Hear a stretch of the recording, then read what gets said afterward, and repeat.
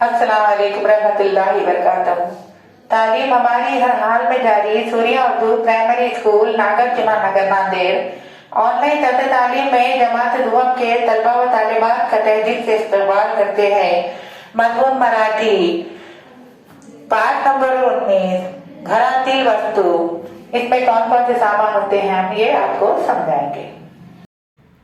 प्यारे बच्चों, जमात दुआम की मराठी की किताब उसके अंदर सबक नंबर है जिसको पाठ क्रमांक 19 घरातील वस्तु यानी घर में इस्तेमाल होने वाले साजो सामान के तस्वीरों के साथ हम आपको नाम बताएंगे।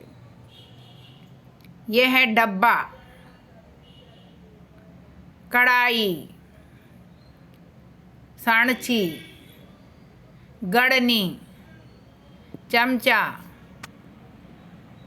कप,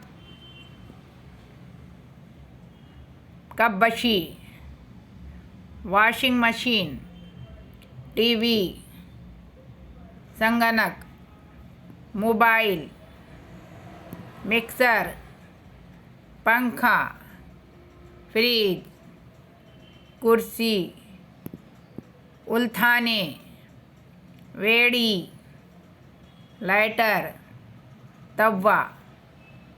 प्यारे बच्चों, ये जो तस्वीरें बताए हैं आपको, ये घर में इस्तेमाल होने वाली चीज़ें हैं और उनके नाम थे हम जो आपको बताएं।